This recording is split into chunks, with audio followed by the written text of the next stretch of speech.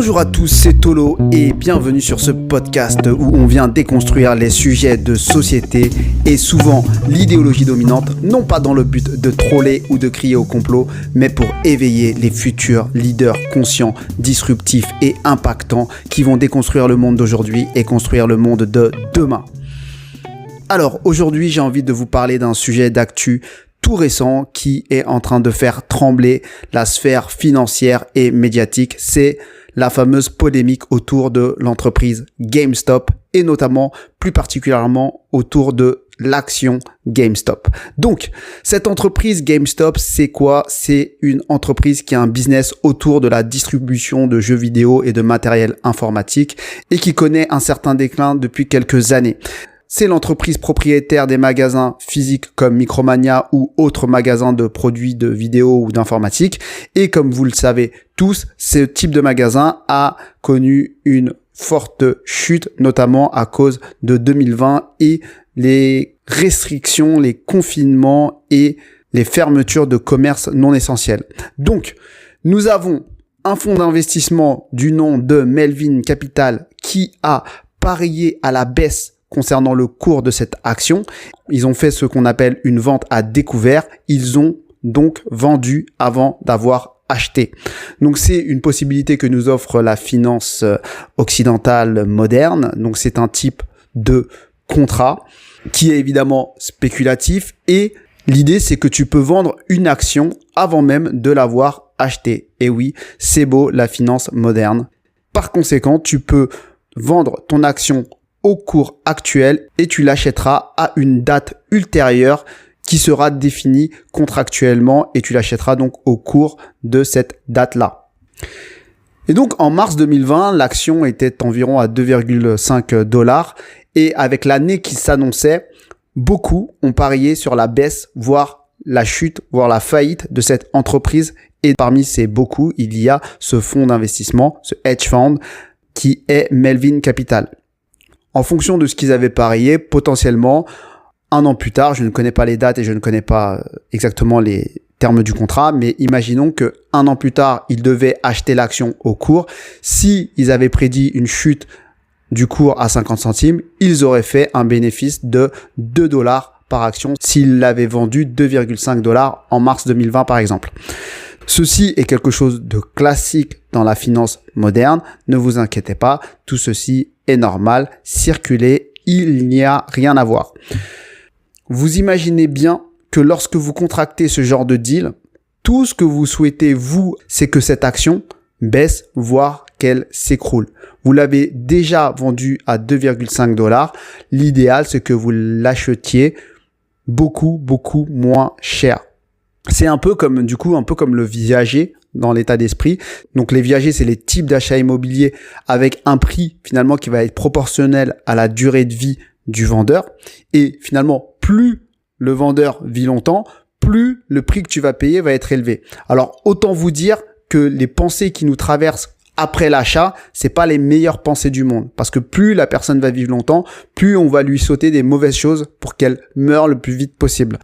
Et bien là, c'est un peu pareil parce que ce fonds d'investissement, tout ce qu'il souhaite à un certain niveau, c'est que l'action s'écroule, voire que l'entreprise fasse faillite pour qu'elle n'achète cette action à un prix ridiculement bas. Sachant tout ça, il est clair que tout ce qui peut influer le cours de l'action peut intéresser ces fonds d'investissement. Et donc, vous comprenez bien que toutes les informations qui vont circuler au sujet de l'entreprise, qui vont pouvoir influer de près ou de loin l'action, peuvent intéresser ces fonds d'investissement. Donc, quoi de plus naturel finalement pour ces fonds d'investissement que d'influer sur les médias pour colporter les informations qui les arrangent. Et je vous parle de ça parce qu'on a eu un cas très récemment, un peu différent parce que c'était pas un fonds d'investissement en face, mais quand le PDG de Pfizer a annoncé les résultats assez favorable concernant son fameux vaccin, le jour même, il a vendu pour 5 millions d'actions. Donc, c'est très important de maîtriser l'information et le timing quand on est dans ce type de finance spéculative. Les médias ont un rôle déterminant dans le cours des actions. Donc, si je suis milliardaire et que je possède des actions dans ce hedge fund, pourquoi je n'achèterais pas ou je posséderais pas certaines actions dans certains médias pour pouvoir influer sur l'annonce de certaines informations vraies ou fausses, mais surtout sur le timing de ces informations. Et encore mieux que ça, au-delà de l'annonce, si j'ai accès à des informations critiques, comme par exemple des éventuels confinements ou une éventuelle crise due à un coronavirus par exemple, évidemment que c'est un énorme plus que de savoir qu'il va y avoir un confinement par rapport à l'éventuelle faillite de certaines entreprises. Je dis ça comme ça, je dis rien. Beaucoup d'entreprises comme GameStop ont été shortées, comme on dit dans le jargon. Mais ce qu'il s'est passé, c'est que contrairement à tout ce que ces fonds d'investissement avaient prévu par rapport à l'état financier de la boîte et l'éventuelle crise économique à venir, etc., il y a eu une action massive initiée par des boursicoteurs un peu geeks qui se trouvaient sur un forum, donc Reddit, donc un forum anglophone, et qui en ont décidé autrement concernant le cours de cette action GameStop. Donc, ce qu'ils ont décidé unilatéralement, c'est que le cours de l'action n'allait pas descendre, voire il allait monter, voire grimper. Comment on fait pour faire grimper un cours d'action? Mécaniquement, ce qu'on fait, c'est qu'on achète massivement l'action. Et donc, il y a eu un raid financier qui s'est organisé pour acheter massivement des actions GameStop pour faire monter le cours. L'objectif était évidemment financier pour ces acheteurs, mais c'est surtout pour indirectement détruire ce fonds d'investissement qui avait donc parié à la baisse concernant l'action GameStop. Et donc, si cette action finalement monte et monte jusqu'à 30, 40, 50, 70 $, eh bien, au terme du contrat, le hedge fund, donc Melvin Capital, devra payer l'action au prix. Il devra l'acheter par exemple 70 $ si elle vaut 70 $, même s'il ne l'avait vendu que 2,5 $. Et donc, ce qui équivaut dans ce cas précis à une perte de 67,5 $ s'il l'achète bien au terme du contrat 70 $. Donc 67,5 $ par action. Autant vous dire que le fonds d'investissement a dû demander de l'aide, des milliards de dollars pour éviter la faillite parce qu'il ne pouvait pas honorer ce contrat. Donc acheter cette action au prix qui s'est envolé à cause des fameux boursicoteurs de Reddit. Je minimise pas que le fait qu'un fonds d'investissement qui fait faillite a un impact sur le système financier parce qu'il s'agit d'argent réel qui est perdu et qui potentiellement peut appartenir à des assurances vie ou même des retraites ou autres. Il y a une vraie conséquence dans le monde matériel, mais ce qui est très intéressant ici, c'est que ces fonds d'investissement qui se pensent indestructibles sont tous en train de trembler. Et ils ne sont pas en train de trembler par rapport à leur propre autodestruction comme ils ont l'habitude de le faire avec leur position un peu risquée qu'ils n'assument pas forcément, mais ils sont en train de trembler parce qu'ils sont face à de nouveaux adversaires, entre guillemets, qui sont des particuliers qui se sont regroupés par millions pour acheter massivement certaines actions de boîtes que ces fonds veulent voir s'écrouler. Ces nouveaux investisseurs peuvent influer sur le cours tout autant qu'eux quand ils se mettent à se mettre d'accord sur quoi acheter. Et donc, je vous laisse imaginer toutes les entreprises qui ont été shortées par rapport à cette crise et ces confinements, etc., qui ont été shortées sans aucune pitié par ces fonds d'investissement. Et je vous laisse imaginer l'objectif de tous ces millions d'acheteurs qui vont essayer de contrecarrer ces prévisions pessimistes de ces fonds d'investissement. Et au passage, ces investisseurs, évidemment, prennent un petit biais, c'est normal. Ça reste la finance d'aujourd'hui, d'achat-revente. Je vous parle de cette affaire parce que c'est intéressant sur plusieurs plans. C'est comment cette affaire est traitée aujourd'hui, parce qu'on parle d'un sujet très très chaud. C'est un scandale, ce qui est en train de se passer, parce que des fonds d'investissement peuvent tomber, des banques peuvent tomber, parce qu'on a de nouveaux acteurs qui sont en train de peser dans la balance.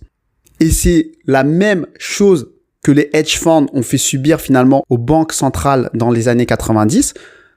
puisqu'elles sont arrivées en faisant peser leur poids dans la balance et en faisant trembler le système et en prenant le système en otage d'une certaine manière.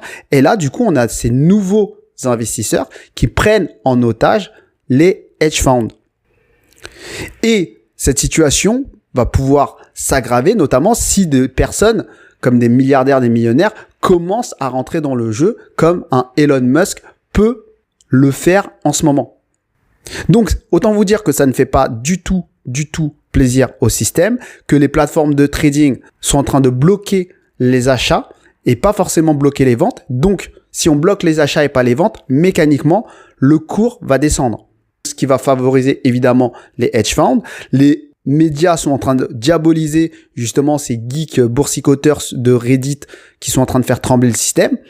Et les plateformes comme Reddit sont en train aussi de fermer certains espaces de discussion sur lesquels les gens se concertent pour mener leurs éventuels raids. Donc, autant vous dire que c'est un sujet très chaud et qu'il est traité de manière assez, entre guillemets, dictatoriale. Mais ce qui est très intéressant pour moi dans ce mouvement-là, c'est qu'on se rend compte finalement que lorsqu'on s'organise, qu'on se coordonne et qu'on a des intérêts communs, nos actions pèsent vraiment. Même dans ce milieu qui est un peu élitiste de la finance internationale. Donc c'est un vrai braquage ce qui est en train de se passer aux US. Évidemment, ils ne le laisseront pas faire. Je pense qu'ils vont fermer tout ce qu'il y a à fermer et ils vont faire passer une loi parce que sinon, ça peut vraiment mener à une chute plus importante. Mais bon, après, je ne sais pas exactement si ça peut peser vraiment beaucoup. Mais là, il y a des millions de personnes qui sont sur ce type de forum-là. Avec le scandale que ça va faire, je pense que d'autres millions de personnes, d'autres pays vont pouvoir se joindre à ce type de mouvement-là. Et autant vous dire que ça peut faire très très mal.